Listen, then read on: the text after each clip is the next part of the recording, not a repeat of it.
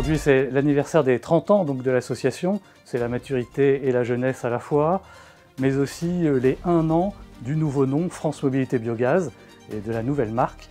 Et je peux vous dire qu'en 1 an, il s'est passé pas mal de choses. Voilà, donc maintenant on forme le duo de Bonnie et Clyde avec Régis. Bonnie, Clyde. Aussi avec notre président Erwan. On a des adhérents qui sont avec nous, des partenaires, où tout le monde est là pour défendre la mobilité au gaz. On lâche jamais avec Régis. On y croit, c'est une super filière pleine d'atouts, mais qui a aussi des gros défis à relever, vous le savez tous. Bien, ce film, c'est l'occasion de donner un petit coup d'œil dans le rétroviseur et puis de saluer, de faire défiler des personnes qui ont compté dans le développement de notre filière et de l'association. Je voulais faire un petit clin d'œil à Gilles qui a animé la filière avec brio pendant plus d'1 décennie et on est ravis que tu puisses être parmi nous aujourd'hui.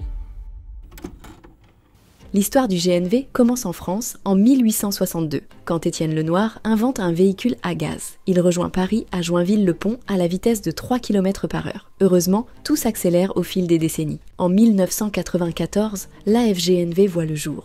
Les acteurs du GNV s'unissent pour développer la mobilité gaz en France. Des projets pilotes de bus roulant au gaz, en passant par l'évolution des lois en faveur des carburants alternatifs, aux premières stations bio-GNV à la ferme, le biogaz s'est ancré dans le paysage énergétique français, jusqu'au changement de nom de la FGNV en France Mobilité Biogaz, soulignant le basculement progressif du GNV vers le bio-GNV.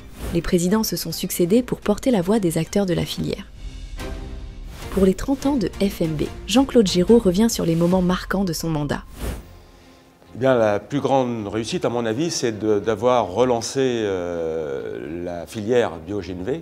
Gilles Durand, secrétaire général de la FGNV, avec qui j'ai beaucoup travaillé, mon complice, je dirais, était arrivé à la FGNV pour fermer l'association, puisque déjà à l'époque, on parlait beaucoup d'électricité.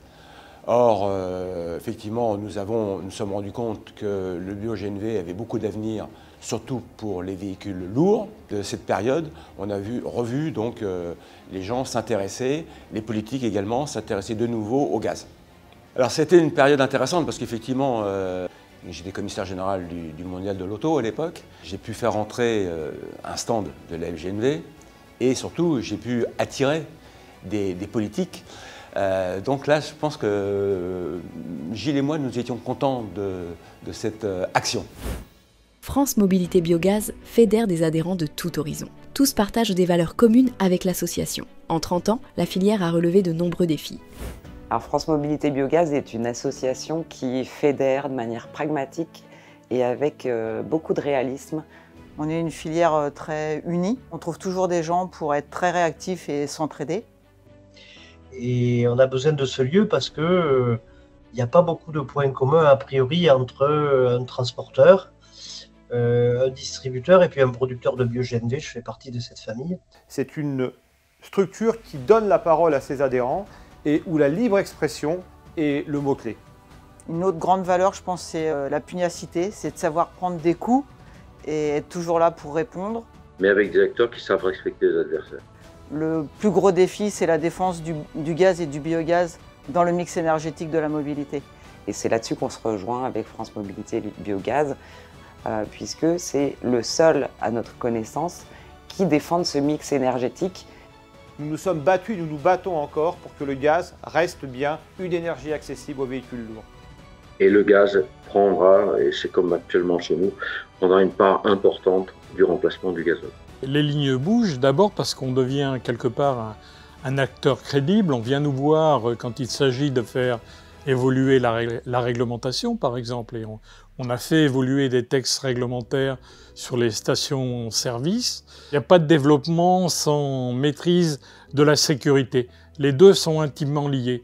Et c'est ça qu'on essaye de faire remonter du terrain et d'en faire une des priorités pour notre filière. J'ai rien respecté de ce que j'ai écrit, mais c'est pas grave.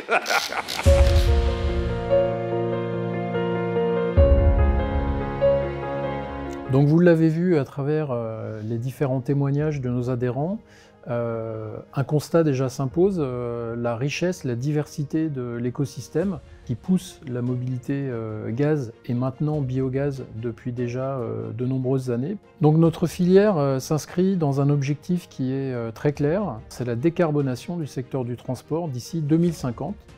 Pour être tout à fait factuel, le seul frein majeur que nous avons pour continuer cette belle histoire concerne la réglementation CO2 qui s'applique aux constructeurs de véhicules.